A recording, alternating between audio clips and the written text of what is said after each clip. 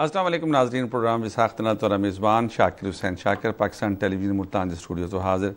नाज़रीन, मुल्क की माशी सूरत हाल तुम्हारे सामने तमाम स्टेक होल्डर ई वेले कोशिश करेंदे पिन कि मुल्क माशी एतबार नाल बेहतर तो बेहतर थी वंजे, लेकिन सियासी हालात बाज़ इवें ख़राब थींदे कि वल असां ॾिसदे हैं कि हुण क्या बनसी। इहदे नाल वज़ीर आज़म पाकिस्तान मियाँ शहबाज शरीफ ने नौजवानों के हफ्ते मनाउण का ऐलान किया। उहदे विच उन्होंने ये भी अनाउंसमेंट की है कि जिहड़ी कर्जे की हद घट आई वो वधा दिते और बगैर मार्कअप दे नौजवान और ख़ास तौर पर वो नौजवान जिहड़े बेरोज़गार हैं अपनी तालीम मुकम्मल करके बैठे बेरोज़गारी को देखते पे उन्होंने किते कोई ना कोई सूरत हाल बेहतर थी। वैसी यकीनी तौर पर यह हुकूमत का अच्छा इकदाम है, लेकिन इहदे नाल माशी सूरत हाल किवें बेहतर थी सकती है।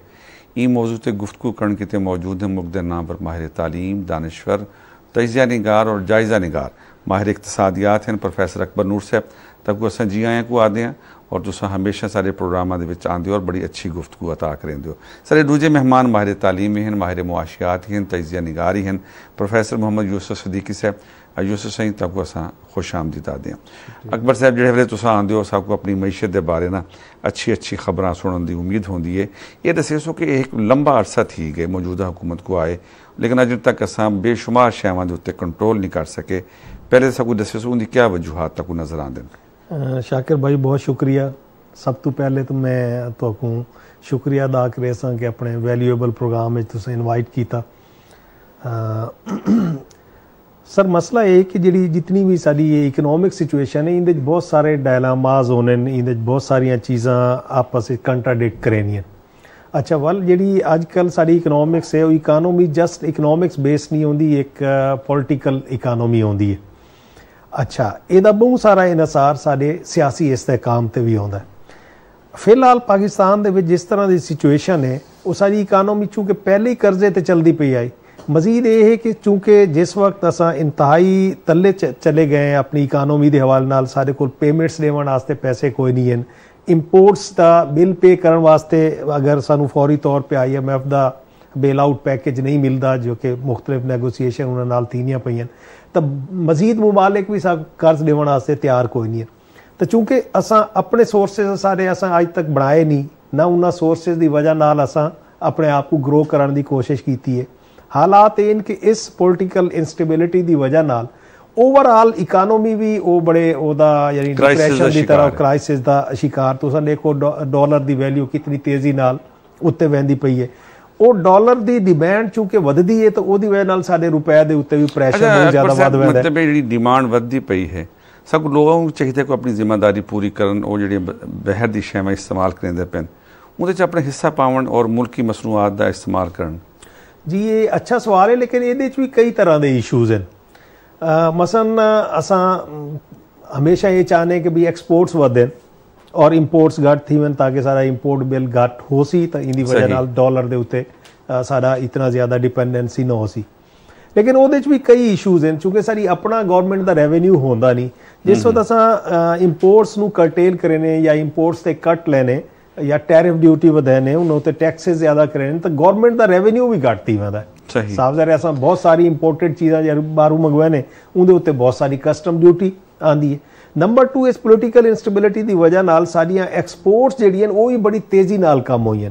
ओदी वजह ये कि चूँकि बहुत सारी इंडस्ट्रीज ये जिहड़ा टैक्सेस लाया इन्हां प्राइसेस बहुत इनक्रीज हुई हैं, डॉलर वैल्यू जी में इनक्रीज हुई है। तो मसलन टैक्सटाइल की सारी पिछली दफा सिर्फ 22 बिलियन डॉलर की तो सिर्फ टैक्सटाइल की जिहड़ी है वो सारी एक्सपोर्ट्स हैं। टैक्सटाइल इंडस्ट्री इस वक्त तकरीबन बंद, उनके कई प्लांट्स जिहड़े वो बंद होंदे पे ने। बई ऑटोमोबाइल कंपनी है उनके प्लांट्स बड़ी बुरी तरह टैक्सटाइल की पारों तो समझते हैं कि आम आदमी का उनके नाल बहुत ज़्यादा ताल्लुक है, रोज़गार मतलब लखां आदमी उहदे काम करेंदे पे, लेकिन जी ऑटो इंडस्ट्री जी है वो तो एक खास तबके की तैयार थी पई है ना। अच्छा यूसुफ साहब तुसां दस्सो कि ये तो मतलब इन्होंने एक गाल की है कि अगर IMF bail out package announce करे, क्या इम्कान है IMF सबको रिलीफ दे सकता है? जी बिल्कुल, इन इम्कान तो हैं पे कि जो सारे मुल्क के डॉलर की तरसील शुरू थी वैसी था ਉਹਦੇ ਨਾਲ ਜਿਹੜੀ ਡਾਲਰ ਦੀ ਡੈਫੀਸ਼ੀਐਂਸੀ ਆਣੀ ਪਈ ਉਹ ਪੂਰੀ ਥी वैसी जे सारे LCs ਜਿਹੜੇ ਸਾਡੇ ਬਲੌਕ थे पिन ਉਹ LCs खुलन लग वैसे ਉਹਨਾਂ ਨਾਲ ਜਿਹੜੇ ਸਾਰਾ ਮਾਲ ਇੰਪੋਰਟ ਦੇ ਉਤੇ ਰੁਕਾ ਖੜੇ ਉਹ ਸਪਲਾਈ ਸ਼ੁਰੂ ਥੀ ਲੱਗ ਵੈਸੀ ਜੇ ਸਪਲਾਈ ਸ਼ੁਰੂ ਸੀ ਤੇ ਮੁਲਕ ਜਿਹੜੀ ਜਿੰਨੀ ਵੀ ਇੰਡਸਟਰੀ ਹੈ ਸਾਡੀ ਉਹਦਾ ਅਕਸਰ ਇੰਡਸਟਰੀ ਦਾ ਜਿਹੜਾ ਰॉ ਮਟੀਰੀਅਲ ਜਿਹੜਾ ਖਾਮ ਮਾਲ ਉਹ ਬਾਹਰੋਂ ਆਉਂਦੇ और रॉ मटीरियल की जी सप्लाई शुरू थी वैसी तो उन्होंने जहरी गल है।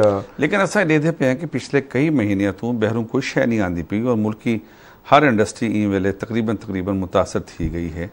उनका क्या हल है? उनकी वजह यह है ना कि मुल्क सारे को डॉलर की अवेलेबिलिटी क्या नहीं, सारे को फॉरन पेमेंट करने वास्ते सारे को डॉलर दस्तियाब क्या नहीं। हम डॉलर की दस्तियाबी वास्ते साकू IMF को वजना पौंदे। अगर अस डॉलर की अवेलेबिलिटी कट गिनूँ तो साकू IMF को शायद घट वजना पोसी तो उनकी वजह तो जी बहुत सारी इंडस्ट्री के खाम माल जरा पोर्ट तो रुका खड़े या सारी डॉलर। अच्छा, IMF के मतलब है जी शराइत हैं उनके हुकूमत ने उन्होंने काफ़ी हद तक शराइत पूरियां कीते और ख़ास तौर पर शरह सूद के इजाफा थी गया। घर उनके बाद वाल महंगाई का एक लहर आ गई है और हर शहर की मतलब जो है कीमत बढ़ी और ख़ास तौर पर पेट्रोलियम मसनूआत की उनसे आम आदमी बड़ा मुतासर थी। क्या समझते हो कि असा बहरान तो किवें बहर आ सकते हैं? हाँ, ये बहरान तो बहर अमर की खातर ना गवर्नमेंट को ना मुल्क ना कॉस्ट ऑफ प्रोडक्शन घट करनी पोसी। असा जेडी भी शह बने ऐसा अगर तुसा उन्हें सवाल किए कि साकू इंपोर्ट घट करनी चाहिए, इंपोर्ट घट करने वास्ते साकू अपनी मुल्क जो लोकल प्रोडक्शन है उसको बढ़ाना चाहिए। लोकल प्रोडक्शन बढ़े ने सारी कॉस्ट ऑफ प्रोडक्शन बहुत ज़्यादा लागत बहुत ज़्यादा आती है, बिजली महंगी है, पेट्रोल महंगा है, दूसरे पासे अगर ज़राअत वाले शोबे वाले पासे वंजू अकबर साहब वो जो मतलब काश्तकार है जिमीदार है सारे और साकू पानी बड़ा महंगा मिलता पे असा किवें अपनी फसलां काश्त मसला वो कास्ट आ पड़ता हुणे पहले सवाल करेंदे पिया ना तो असा लोकल अपनी चीज़ां ਜਿਹੜੀਆਂ ਉਹ यूज़ करूँ ताकि डॉलर ज़्यादा इंपोर्ट करना ही ना पवे चीज़ां उस सूरत डॉलर का इतनी ज़्यादा डिमांड भी ना हो सी। लेकिन जरा अगर असा आप दी चीज़ां दा घरेलू चीज़ां दा भी अगर जायज़ा लऊँ तो ज़्यादातर सारियां चीज़ां वो बेस ही या इंपोर्टेड रॉ मटीरियल ते करनी या वो इंपोर्टेड हैं। मसलन आयल सारा 60-70% इंपोर्ट बिल आयल ते आंदा है, वो सारा प्रोडक्ट ही नहीं तुसा ट्रांसपोर्टेशन वास्ते इवन लेकिन उनकी एनर्जी हमने ते बढ़ा सकते हैं मतलब मिन हैसल कौम असा मतलब उनकी कोई प्लानिंग ते कर सकते हैं। हाँ, ये प्लानिंग हो सकती है कि वो यानी जिन्ना उसदा ओदी कंजम्पशन घट तो घट कीती वजे। लेकिन जिस मुल्क दे यानी जिन्ना जेदे विच 5 दरिया जेदे पानी तो सस्ती तरीन बिजली प्रोड्यूस हो सकती है वो अस हाइड्रो प्रोजेक्ट बनाने की बजाय थर्मल प्रोजेक्ट बनाया ना वो इलैक्ट्रिसिटी प्रोड्यूस करे जे तुसा प्रोजेक्ट की गल आदे हो तो वरसा कुछ चाहिए कि कोई जिवें ऑयल सीड्स फसलां हैं असा उन पासे आ वंजू ताकि असा खुद कफालत वाले पासे गल सही। अच्छा, जिवें तुसा एडिबल ऑयल दे हवाले नाल गल करेंदे पे वो सारी इंपोर्ट बेस्ड है, दालां तुहाडियां सारियां यानी जिन्ना वो इंपोर्ट बेस्ड हैं तो किहड़ी शै को असा मुल्क दे विच कैपेसिटी कोई नहीं, फार्मर की लागत बहुत ज़्यादा है, फार्मर को तुसा खाद इतनी महंगी देंदे हो, उन्होंने बिजली इतनी जिहड़ी है महंगी देंदे हो, इस सूरत दे विच उन्होंने तो इतनी प्राइस ही नहीं मिलती कि वो इन्हां चीज़ां नूं काश करे। अकबर साहब इतनी खौफनाक गुफ्तगू दे विच कोई अच्छी खबर तो होनी चाहिए, सुनाओ जी। अच्छी खबर ये है कि अगर ये तमाम पोलिटिकल जो गवर्नमेंट्स पार्टीज़ हैं वो भावें वो कोई मीसा के मैशियत करें ना कि मीसा के जमहूरियत तो होंदे ही रह बने, लेकिन ये तमाम लोग मिलके इस वक्त नेशनल इंटरेस्ट वास्ते सोचें मीसा की मईशत होनी चाहिए। अच्छी खबर तो मुराद मेरी यह है कि वज़ीर आज़म पाकिस्तान ने नौजवानों के खिते हफ्ता मनावन का ऐलान किए और उनके जी सब तो अहम गल है कि जी पहले 2 मिलियन की हद है कर्जे की वधेंदे पेन और ना उनके मार्कअप भी जीरो करेंदे पेन या बहुत घट हो सी मार्कअप। मैं समझदा क्या समझते हो कि इो जी स्कीम जो लॉन्च थी और बैंकों को खसूसी तौर पर हदायत भी जारी की थी कि तुसा लाजमी कर्जा जात नौजवानों को दो जो सिर्फ फरमेसो कि इनके बाद कोई बेरोज़गारी और मईशत बेहतरी आवन के इम्कान हैं? नहीं, यकीनन हैं पे जल्वे एक नौजवान को पैसे मिलते हैं अपना बिजनेस कारोबार शुरू करने वास्ते तो उनके नाल ज़ाहिर गल है जी बेरोज़गारी की शरह जो घट थी वेंदी, मुल्क के रोज़गार वध वेंदे, मुल्क के लोकल प्रोडक्शन वध वेंदी, उन सारे GDP ते इंपैक्ट आंदे। तो देखो फर्ज की अगर पाकिस्तान 1 लाख लोग भी कारोबार एप्लीकेशन तो मुस्तफीद थी तो अगर एक बंदा 10 जॉब भी क्रिएट करे तो मुल्क 10 लाख जॉब क्रिएट थी लग वेंदे, लोगों का रहन सहन इंप्रूव थी लग वेंदे। एक गवर्नमेंट एक अच्छा इनिशिएटिव एक अच्छी स्कीम है। मैं दसावना चाहता कि ये स्कीम है 18 साल तो घिन के जो IT का मतलब माहिर है और 45 साल तक जो नौजवान है वाल 21 साल तो घिन के 45 साल तक और 75 लाख रुपए तक की उनकी एक लिमिट मौजूद है कि और बैंकों को मतलब ख़ास तौर पर हुकूमत पाकिस्तान तरफ हदायत की गई है। क्या समझते हो कि जी स्मॉल इंडस्ट्री है उनके असा नौजवानों को इंडक्ट कर सकते हैं? जी बिल्कुल कर सकते हैं। उनकी वजह साकू एक ये भी ज़रूरत है कि ना साकू नौजवानों को थोड़ा फ़नी तालीम टेक्निकल तालीम भी देनी चाहिए ताकि वो टेक्निकल एजुकेशन की वजह तो अपनी इंडस्ट्री चला सके इंडस्ट्री ला सके जिन्हें वो अपने बिजनेस को चला भी सके। इन सिलसिले government time to time schemes कढेंदी रहती है, लेकिन एक गुजारिश है पई इन प्लेटफॉर्म तो कि गवर्नमेंट को ना जरा डॉक्यूमेंटेशन ज़रा घट रखनी चाहिए ताकि बहुत सारे नौजवान डॉक्यूमेंटेशन कागजी कार्रवाई पूरी करेंदे करेंदे इन स्कीम तो मुस्तफिद नहीं थी सकते। अच्छा अकबर साहब, ये बड़ी अहम इशू है कि डॉक्यूमेंटेशन सारा कल्चर ये है कि असा कर्जा घिन के वापस नहीं करेंदे, लेकिन कोई भी बैंक अपने ਜਿਹੜੇ पैसे हैं उन्होंने डुबन किते नहीं देता, ज़ाहिर उन्हें वापस भी घिरने होंगे। डॉक्यूमेंटेशन जी है वो ज़्यादा तो ज़्यादा किमें मतलब है आसान थी सकती, मतलब एक बेरोज़गार है उनको प्रॉपर्टी कोई नहीं उस वह क्या शै प्लज करावे, मतलब अगर बैंक आदे साकू मतलब तुसा वारंटी के तौर के उत्ते करो कोई मुतबादल रस्ता भी है। सर ये एक तो ये बड़ी शै है कि सारा ओवरऑल जिहड़ा माइंड सैट है वो सैल्फ इंप्लॉयमेंट की तरफ है ही कोई ना। हाँ ये बड़ा अहम अच्छा साइकोलॉजिकली भी ऐसा समझते हैं कर्जा वंडीदा पी है बस कर्जा लै लो ओदी प्रॉपर फिजिबिलिटी नहीं बनाते उनकी वर्किंग कोई नहीं करेंदे। अच्छा और वो ज्यादातर कर्जे को असा कंजम्पशन पर्पज वास्ते यूज कर लेने, हालांकि वो इन्वेस्टमेंट वास्ते दिता पैंदा पे जिवें सारा आदे पैन अगर वो कोई कर्जा इस तरह मिलता है कि ओदे आसे तुसा खुद कोई बिजनेस करो तो चार मतलब है कि बिजनेस की बजाय असा घर परचेज कर गिंदे हैं शादी कर गिंदे हैं डोमेस्टिक जबकि गवर्नमेंट की तरफ ਜਿਹੜਾ है ना नौजवानों का ग्रुप है उनके तो 2 करोड़ रुपए की मतलब सहूलत मौजूद है कर्जे जी आई ना 3 टियर फार्मूले के तहत दिता है, मसलन 5 लाख तक तो उन्होंने इंटरेस्ट ही जीरो इंटरेस्ट थे वाल 5 तो लैके 15 लाख तक वो बड़ा मामूली जी है, मामूली ना होने दे बराबर मार्केट इंटरेस्ट रेट जो है वो तकरीबन 18% तक चला गया। अच्छा मजीद 15 तो लैके 75 लाख तक तुसा 7.5 मिलियन तक लै सकते वे, वो भी बड़ा मुनासिब है 7% है। मसला वल वो है कि ना गवर्नमेंट इतनी सनसेयर होनी है इस तरह दी स्कीम्स वास्ते, वो भी एक पोलिटिकल स्टंट के तौर पर अनाउंस कर लेनी है। अच्छा वल ये होंगे उन्होंने बाज़ में भी पता होंगे कि पता नहीं नैक्सट मंथ असा है या नहीं है, भी इस तरह का बॉस इस तरह के स्लोगन इस तरह दी चीज़ां वो सिर्फ कैश करना चाहते होंगे वोटर दे। पिछली दफ़ा जिमें नवाज शरीफ गवर्नमेंट दे भी इस तरह का बहुत सारे प्लान दिते गए यंग जनरेशन वास्ते, लेकिन वो फी वगैरह भी ले ली गई लेकिन प्रॉपरली वो अच्छा लेकिन दू शाई मैं अज पढ़ता पाया मैं अखबार मसलन चैंबर ऑफ कामर्स मुल्तान दे विच कल एक मुशावरती मीटिंग थी है उनके चैंबर्स के अहदेदारान और माहिर इकतसादियात ने आखी ये गाल कि आने वाले दिनों के शरह सूद 21% होने का इम्कान है। अच्छा ये भी थी सकते ना कि जो नौजवान 75 लाख रुपया कर्जा गिंदा पे वो कोई शे शो करे लेकिन वो बैंक में पैसे रखवा दे उतों 7% मार्केट बेस उतों सारिया चीज़ों बड़ा चेक एंड बैलेंस रखना पॉसी ही ये वन के यानी प्रॉपर कोई रिजल्ट निकल सकते। अच्छा समीडा का बड़ा रोल है यूसुफ साहब, क्या आदि कि जो समीडा को प्रोजेक्ट है ना और बैंकों के नाल उन्होंने एक मुशावरती और इश्तराक है कि वो उन्होंने मतलब प्रपोज करे सी गाइड करे सी उनके जो प्रोजेक्ट हैं क्या ये काबिल अमल हैं कि नौजवानों को बेहतर रोज़गार मुस्तकिल मिल सके।